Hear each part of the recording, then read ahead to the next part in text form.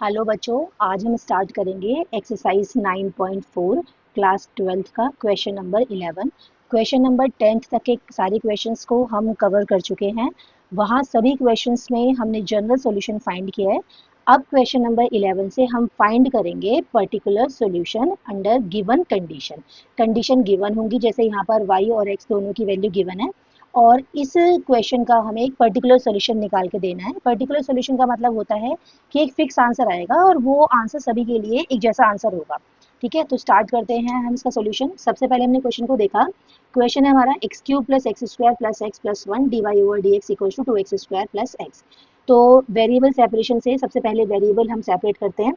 तो देयरफॉर ये बनेगा हमारा d y equals to 2x² plus x और dx को हम ऊपर ले गए।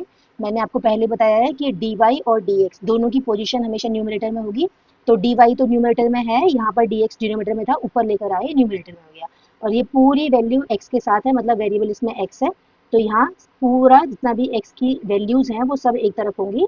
तो x cube plus x square plus x plus one. ठीक है, इस तरीके से हमने क्या कर दिया, वेरिएबल्स जितने भी थे उनको हमने सेपरेट कर दिया। ठीक है, मेथड पता होना चाहिए।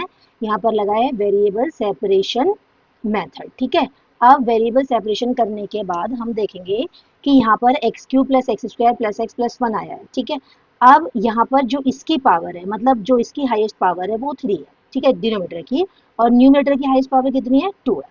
ठीक है, तो ऐसे वाले क्वेश्चन में क्वेश्चन को हम पार्शियल फ्रैक्शन से सॉल्व कर सकते हैं। तो पार्शियल फ्रैक्शन की तरफ चलते हैं।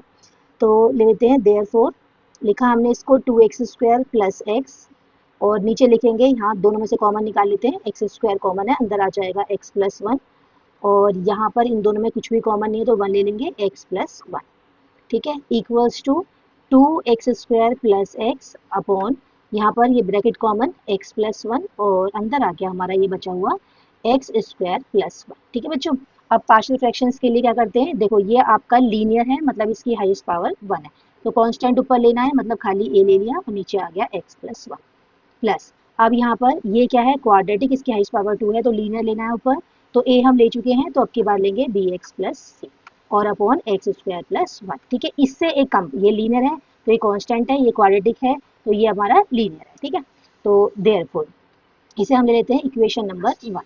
अब क्या हो जाएगा इसमें, थोड़ा सॉल्व करते हैं इसको। तो 2x² plus x upon x plus one, और यहाँ पर x square plus one equal to, इन दोनों का जब हम एलसीएम लेंगे तो x प्लस वन और यहाँ पर एक्स स्क्वायर प्लस वन। ठीक है, अभी इस फैक्टर से फैक्टर कैंसिल होकर ये बचेगा, तो आएगा हमारा x square plus one a के साथ, और प्लस ये वाला फैक्टर कैंसिल हो जाएगा और ये बचेगा जो कि आएगा bx प्लस सी ब्रैकेट क्लोज, और यहाँ पर x प्लस वन। ठीक है बच्चों, दोनों तरफ से ये दोनों कैंसिल हो जाएंगी वैल्यू, जब इन्हें ऊपर लेके आएंगे दोनों कैंसिल हो जाएगा। तो क्या बचा हमारे पास, simple 2x² plus x equals to x square a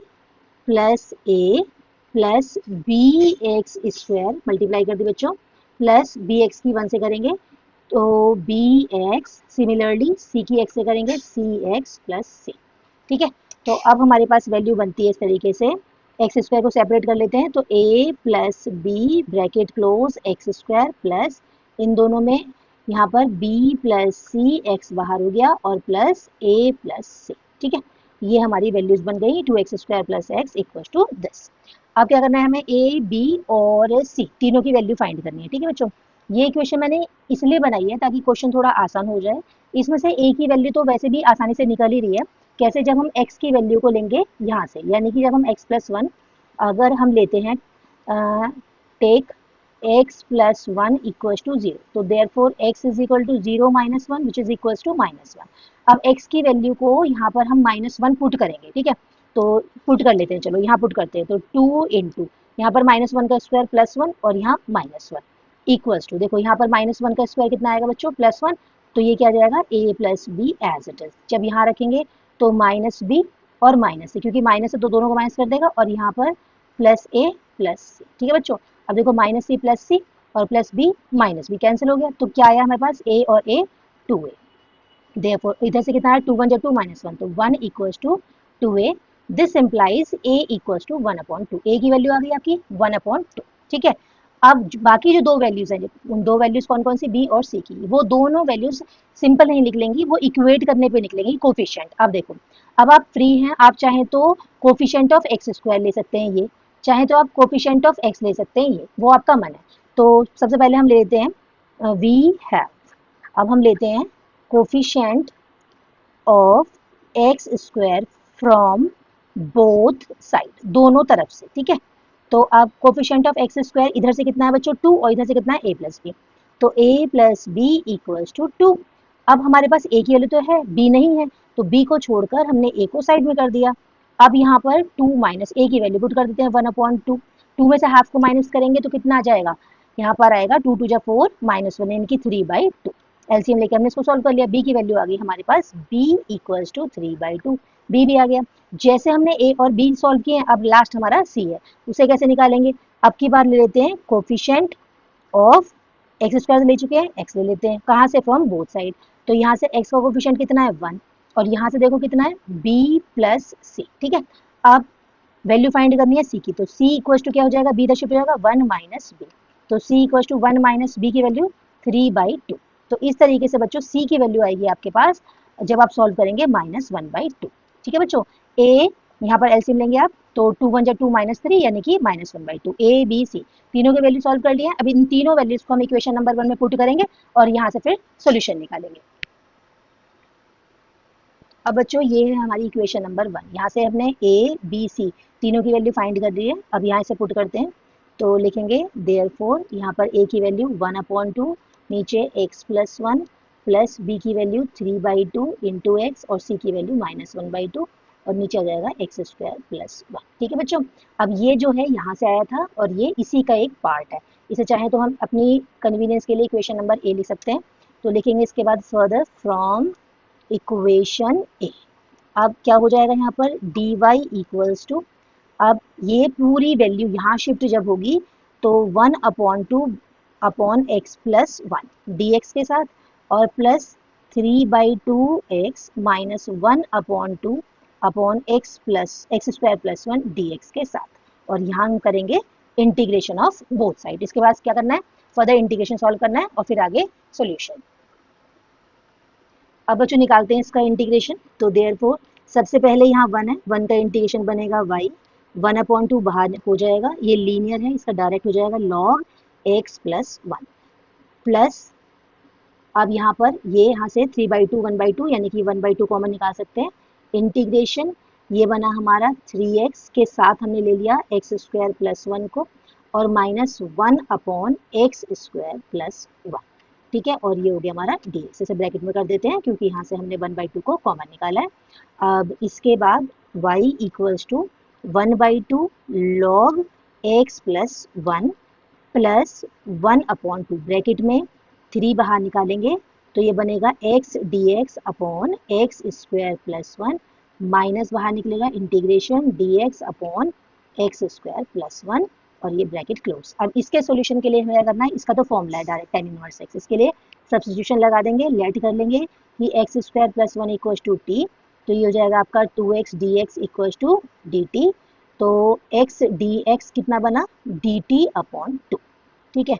तो therefore y equals to 1/2 log x plus 1 plus 1/2 bracket 3 integration dt upon 2, और ये पूरा क्या था हमारा t माइनस, इसका इंटीग्रेशन लिख देते हैं tan inverse x bracket close, ठीक है। अब इसके बाद 1/2 log x प्लस 1, यहाँ से देखो जो 3/2 और यहाँ 1/2, तो ये कितना जाएगा 3 1 जा 3 और 2 2 जा 4, और बनेगा ये log t, और plus minus minus 1/2 tan inverse x, और प्लस लास्ट में c, ठीक है। अब यहाँ जो t है जो हमने सपोज किया था उसको लिख देते हैं 1/2 log x plus 1 plus 3/4 log x square plus 1 minus 1/2 tan inverse x plus C. बच्चों इसका एक एक जो स्टेप है ये इंपॉर्टेंट है, एग्जाम में जब आप लिखेंगे तो पूरे स्टेप को डीपली आपको लिखना है, कहीं पर भी कोई भी स्टेप आपको मिस नहीं करना है, क्योंकि बोर्ड में आपकी स्टेप चेकिंग होती है। यहाँ पर जो ये सोल्यूशन निकला है हमारा, ये हमारा एक जनरल सोल्यूशन है, अभी हमें इसे पर्टिकुलर सोल्यूशन में कन्वर्ट करना है। तो जनरल सोल्यूशन तक ये पूरा सॉल्व हो चुका है। अब आगे स्टार्ट करते हैं इसका पर्टिकुलर सोल्यूशन। अब बेटा हम इसका पर्टिकुलर सोल्यूशन फाइंड करेंगे। तो सबसे पहले ये हमारा जनरल सोल्यूशन है y इक्वल टू दिस। अब इसमें इन्होंने कहा है कि y की वैल्यू 1 और x की वैल्यू 0 लेनी है आपको, ठीक है। यानी कि जब x 0 होगा तब y की वैल्यू 1 हो जाएगी। तो इस पूरे में हम पुट करेंगे, तो देयरफॉर यहाँ पर आ जाएगा 1 इक्वल टू 1/2 लॉग, यहाँ पर हम 0 पुट करेंगे, 0 + 1 1 प्लस 3/4 प्लस, ठीक है, 3/4 लॉग। अब यहाँ पर हम रखेंगे, यहाँ पर x की वैल्यू को 0, 0 का स्क्वायर कितना हुआ है, 0 हो गया, 0 + 1 1 माइनस 1/2 10 इनवर्स, और x की वैल्यू जाएगी यहाँ 0 प्लस से। अब आप यहाँ देखो बच्चों, log 1 की वैल्यू 0, यहाँ पर भी log 1 की वैल्यू 0, 10 इनवर्स 0 की वैल्यू 0। तो इसका मतलब ये हो गया कि ये और ये तीन टर्म हमारी 0 हो जाएंगी। तो therefore final we have c equals to 1। c की वैल्यू हमारे पास कितनी आई है, 1। इसको उठा के हम यहाँ इक्वेशन नंबर 2 में लगाएंगे और यहाँ से हमारा पर्टिकुलर सॉल्यूशन निकलेगा। अब लिखते हैं हम इक्वेशन नंबर 2 को c इक्वल्स टू 1 रखकर। अब बच्चों इक्वेशन नंबर 2 में c की वैल्यू 1 पुट कर दी है और हमारा आंसर आ चुका है। This is our particular solution, ये हमारा आंसर है। बट ये आंसर आपके बुक से मैच नहीं होगा। बुक से मैच करने के लिए हमें फर्दर कैलकुलेट करना पड़ेगा, कर लेते हैं। तो y इक्वल्स टू, अब हम यहाँ पर देख रहे हैं दोनों लॉग की टर्म है। तो हमने क्या करा, यहाँ पर 4 है, यहाँ 2 है, तो 4 हम एलसीएम ले लेते हैं इन दोनों का। तो 2 2 जा हो जाएगा, यहाँ पर 2 log x + 1 plus 3 log x square plus 1 और माइनस 1/2 10 इनवर्स x + 1, ठीक है। अब y इक्वल्स टू, जो ये 4 है, 1/4 को बिल्कुल अलग कर देते हैं और यहाँ पर इसमें लॉग में प्रॉपर्टी होती है कि जो पावर होती है वो आगे आ जाती है, मतलब इस तरीके से log x + 1 की पावर 2, और जो ये प्लस है ये मल्टीप्लाई में कन्वर्ट हो जाएगा और log अगेन ये पावर बन जाएगी x स्क्वायर प्लस 1 की पावर 3, और ये आपका बंद हो जाएगा, यहाँ पर ये log नहीं आएगा, ठीक है। खाली ये log m इंटू n की प्रॉपर्टी होती है। तो यहाँ पावर आ गई, ये हो गया, फिर यहाँ पावर आ गई, ये हो गया, और मल्टीप्लाई चेंज करके m इंटू n में कन्वर्ट हो गया, और माइनस 1/2 10 इनवर्स x + 1, ठीक है। थोड़ा इसको सफाई से ले लेते हैं। y equals to 1/4 log x + 1 square into x square plus 1 की पावर 3, करली ब्रैकेट में क्लोज कर देते हैं, माइनस 1/2 10 इनवर्स x + 1। ये अब आपका आंसर बुक से मैच हो जाएगा और इस तरीके से आया। प्रॉपर्टी यहाँ पर ये लगी है, लॉग में एक प्रॉपर्टी होती है, जैसे 2 लिखा है, मान लीजिए 2 लिखा है और log x लिखा है, तो हम इसे पावर में कन्वर्ट कर सकते हैं, log x स्क्वायर ऐसे लिख सकते हैं। और ये वाली प्रॉपर्टी तो मैंने आपको पीछे पढ़ाई है कि log m + log n अगर है तो आप उसे लिखेंगे log m इंटू n। इसी तरीके से यहाँ पर प्लस था तो इसको m बना दिया, इसको n बना दिया, दोनों को प्रोडक्ट कर दिया, इस तरीके से हमारा फाइनल आंसर आ गया। अब बच्चों ये आंसर आपके बुक के आंसर से मैच हो रहा है, ठीक है। ये क्वेश्चन इंपॉर्टेंट क्वेश्चन है, आप इसकी बार बार प्रैक्टिस करिएगा। अब सॉल्व करते हैं नेक्स्ट क्वेश्चन। बच्चों क्वेश्चन नंबर 12 आपका x bracket x square minus 1 dy/dx equals to 1, और पर्टिकुलर सोल्यूशन के लिए कंडीशन गिवन है कि y इक्वल्स टू 0 होगा अगर x की वैल्यू 2 होती है। Now we have to start the solution of this question. सबसे पहले वेरिएबल सेपरेट करेंगे, तो देयरफॉर dy इक्वल्स टू, ये पूरा x में और ये भी x में, और इसको हमें लेके जाना न्यूमरेटर में, तो dx अपॉन ये बनेगा हमारा x bracket x square minus 1, ठीक है।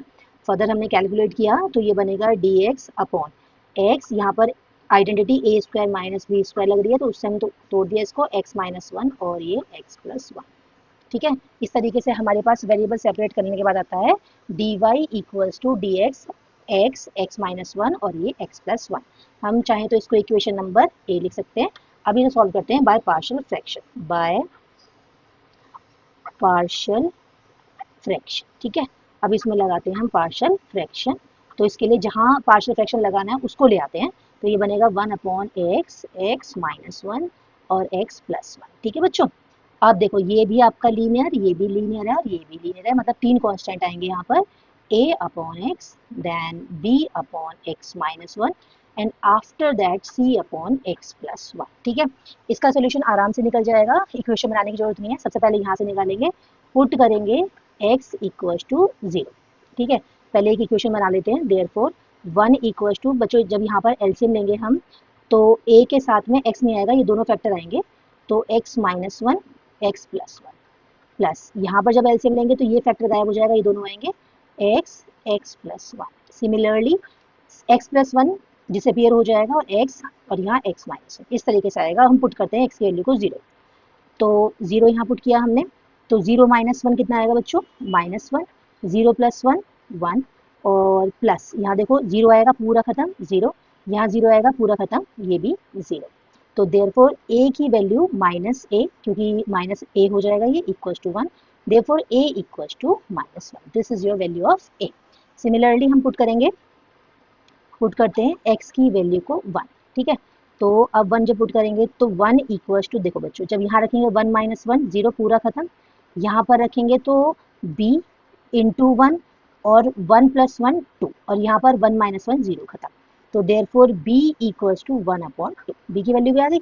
नेक्स्ट पुट करेंगे हम x इज इक्वल टू, यहाँ से 1 लिया था, x minus one equal to 0, तो x की वैल्यू 1 आई, अब यहाँ पर x की वैल्यू आएगी माइनस वन, तो देयरफॉर 1 इक्वल्स टू, यहाँ पर माइनस वन प्लस वन 0 पूरा खत्म, माइनस वन प्लस वन 0 ये पूरा खत्म, यहाँ जब रखेंगे तो c इंटू माइनस वन, और ये माइनस वन माइनस टू, तो देयरफॉर c की वैल्यू आ गई बच्चों 1 अपॉन 2, ठीक है।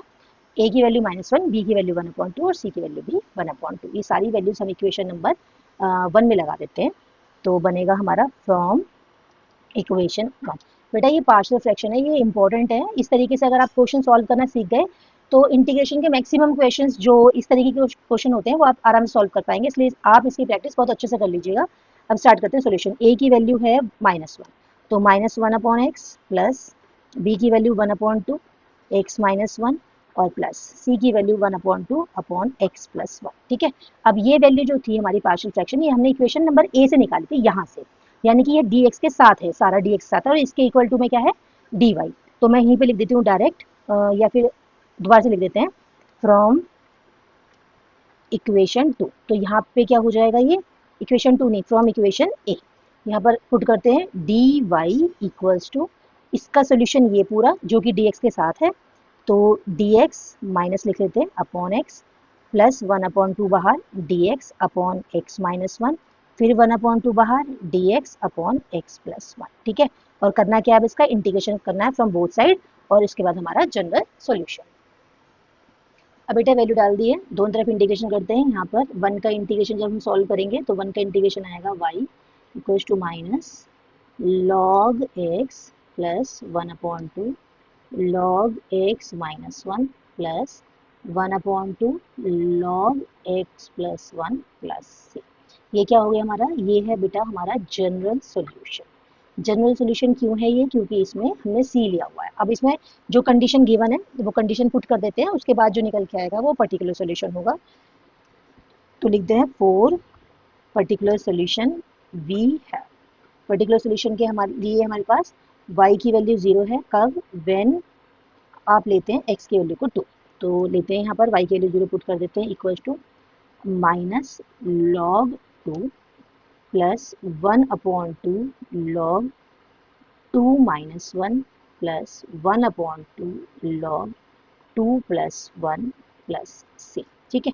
अब 0 equals to minus log 2 plus 1 upon two log 2 minus one 1, plus 1 upon two log 3 और प्लस c। अब देखो बच्चों यहाँ पर ये log 1 आया है, log 1 की वैल्यू 0 होती है, तो ये खत्म, ठीक है। अब यहाँ से हमारी वैल्यू निकली है c की, तो c की वैल्यू हो गई, इसे इधर लेके आएंगे तो ये log 2 प्लस का हो जाएगा, और माइनस 1 अपॉन टू log 3 हो जाएगा। इसमें हम एलसीएम ले लेते हैं, तो एलसीएम आएगा 2, तो ये बनेगा हमारा 2 log 2 माइनस log 3, जिसको हम लिख सकते हैं log 2 की पावर 2 माइनस log 3, और जो ये वाला 2 है इसको आगे कर देते हैं। अब क्या हो जाएगा 1 अपॉन टू log 4 अपॉन 3, इस तरीके से माइनस का डिवाइड में चला गया, ठीक है। तो ये वैल्यू किसकी आई है, c की ये वैल्यू आ गई है, इसको हम यहाँ रख लेते हैं, इक्वेशन नंबर 2 ले लेते हैं। तो फ्रॉम इक्वेशन नंबर 2 से जब हम c की वैल्यू पुट करेंगे तो हमारे पास पर्टिकुलर सॉल्यूशन आ जाएगा। तो लिखते हैं फ्रॉम इक्वेशन 2, और इसको भी हम फर्दर चाहें तो सॉल्व कर सकते हैं। y इक्वल्स टू, ये बनेगा हमारे पास माइनस log x प्लस इन दोनों में से 1 अपॉन टू कॉमन लेंगे अगर, तो log x minus 1 plus log x plus 1, ठीक है। और c की वैल्यू 1/2 log 4/3, ठीक है। तो अब ये बना हमारे पास minus log x plus 1/2 log, फिर यहाँ m प्लस n लग गया तो ये हो जाएगा log mn, मतलब x माइनस 1 x प्लस 1 जो कि बनेगा x स्क्वायर माइनस 1, ठीक है। और प्लस 1/2 log 4/3, ठीक है। बेटे वैसे ये आंसर हमारा आ चुका है। बुक से मैच करने के लिए फर्दर कैलकुलेशन भी करनी पड़ सकती है। जैसे बुक से मैच कराने के लिए जब मैं एलसीएम लूँगी यहाँ पर इन दोनों का 2, तो ये मेरा बनेगा -2 log x plus log x square minus 1 plus 1/2 log 4/3। इसके बाद ये हो जाएगा 1/2 पूरा बाहर निकल आएगा, log m minus log n, मतलब log x स्क्वायर माइनस 1, और ये पावर में जब जाएगा और माइनस की वजह से नीचे आ जाएगा, देखो ये नंबर ऊपर जाएगा 2 और ये माइनस की वजह से नीचे आ रहा है, तो ये x स्क्वायर और plus 1/2 log 4/3। This is your answer, जो कि आंसर मैच होगा आपकी बुक से, ठीक है। ये फाइनल आंसर है, वैसे हमारे यहाँ आ चुका था। अब सॉल्व करते हैं नेक्स्ट क्वेश्चन। बच्चों क्वेश्चन नंबर 13 को स्टार्ट करने से पहले आप इस क्वेश्चन में देख लो, आंसर में ना यहाँ पर माइनस आ रहा है और यहाँ पर 3/4 आ रहा है। इसको लाने के लिए आप सिंपल क्या कर सकते हैं, log 4/3 को जब आप रेसिप्रोकल करेंगे 3/4 तो पावर यहाँ -1 आ जाएगी, फिर ये माइनस जब आगे शिफ्ट होगा तो ये माइनस ऑफ log 3/4 बनेगा, ठीक है। तो ये माइनस इस तरीके से आ रहा है।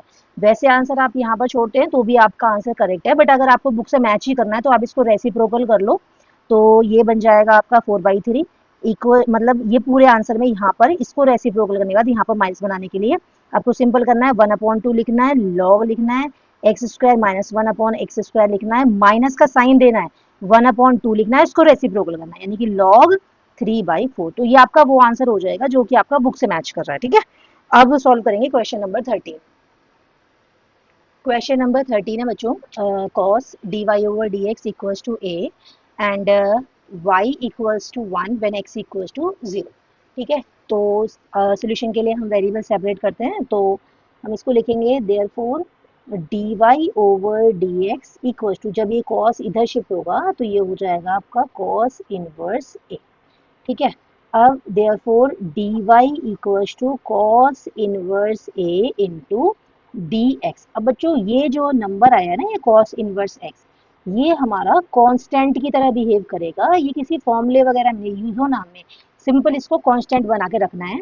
मतलब इंटीग्रेशन ऑफ बोथ साइड जब हम करेंगे तो cos इनवर्स a को बाहर निकाल देंगे, इंटीग्रेशन 1 ऑफ dx इस तरीके से करेंगे। तो यहाँ पर हमने 1 का जब किया विद रिस्पेक्ट टू y तो y आ जाएगा, cos इनवर्स a बाहर है, और जब विद रिस्पेक्ट टू x होगा 1 के लिए तो उसका x हो जाएगा, और प्लस हो गया हमारा c कांस्टेंट। ये हमारा जनरल सॉल्यूशन है। अब इसको पर्टिकुलर सॉल्यूशन बनाने के लिए हम पुट करेंगे, यहाँ लिख देते हैं दिस इज जनरल सॉल्यूशन, ये हमारा जनरल सॉल्यूशन है। अब इसमें पुट करते हैं हम y equals to 1 when x equals to 0, तो देयरफॉर ये हो जाएगा, जब 1 पुट करेंगे 1 equals to cos inverse a into x की वैल्यू 0, मल्टीप्लाई का साइन लगा देते हैं चाहे तो, ये कंफ्यूजन क्रिएट करेगा। अच्छा एक बात और बच्चों, ये पूरा एक साथ है, ठीक है, और ये अलग है, मतलब ऐसा नहीं कि a इंटू 0 है, नो नो नो, पूरा इंटू 0 है प्लस c। तो देयरफॉर 1 इक्वल्स टू, ये 0 से मल्टीप्लाई होकर पूरा 0 हो गया, और प्लस c, तो देयरफॉर c की वैल्यू आई बच्चों आपकी 1। अब इस वैल्यू को आप यहाँ पुट करें इक्वेशन नंबर 1 में, तो फ्रॉम इक्वेशन 1 क्या हो जाएगा, y equals to cos inverse a into x और प्लस c की वैल्यू 1, ठीक है। अब यहाँ जब 1 को इधर लेकर आएंगे तो y minus 1 equals to x को आगे कर देते हैं कॉस इनवर्स a। अब x को डिवाइड में लेते हैं, y minus 1 upon x is equal to cos inverse a। तो देयरफॉर अब cos को इधर लेके आते हैं, तो cos ये बनेगा आपका y minus 1 upon x bracket close equals to a। ये आ गया आपका पर्टिकुलर सॉल्यूशन। ये क्या है बच्चों आपका, दिस इज पर्टिकुलर सॉल्यूशन, ये आपका पर्टिकुलर सॉल्यूशन है और ये आपका आंसर है। बच्चों कुछ कुछ एनसीईआरटी की बुक में इसके आंसर में यहाँ पर 2 है, वो इनकरेक्ट है, करेक्ट आंसर में यहाँ पर 1 आएगा, ठीक है। ये आपका आंसर है। अब सॉल्व करते हैं इसका क्वेश्चन नंबर 14।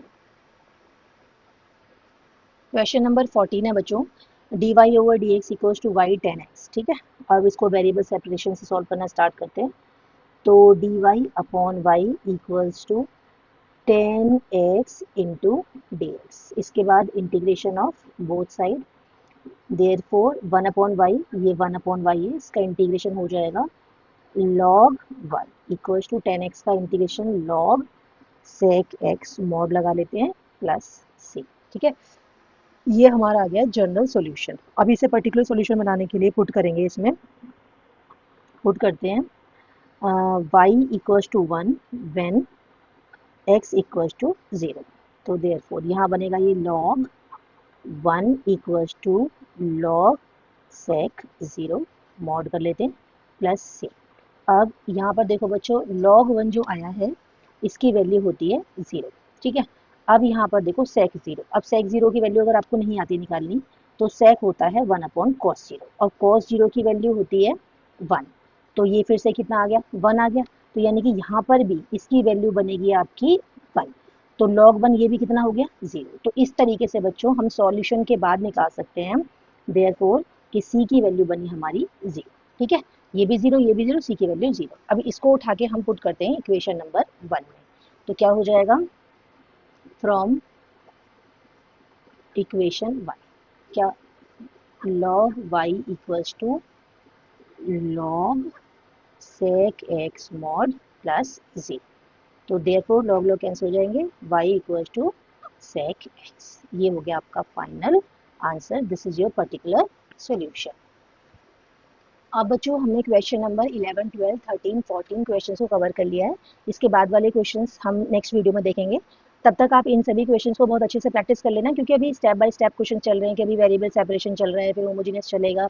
तो अभी आपको अच्छे से समझ में भी आ जाएगा। जब ये सारे क्वेश्चंस कंप्लीट हो जाएंगे उसके बाद हम एक अलग से वर्कशीट सॉल्व करेंगे जिसमें मिक्स क्वेश्चंस होंगे, फिर आपको कन्फ्यूजन होगी।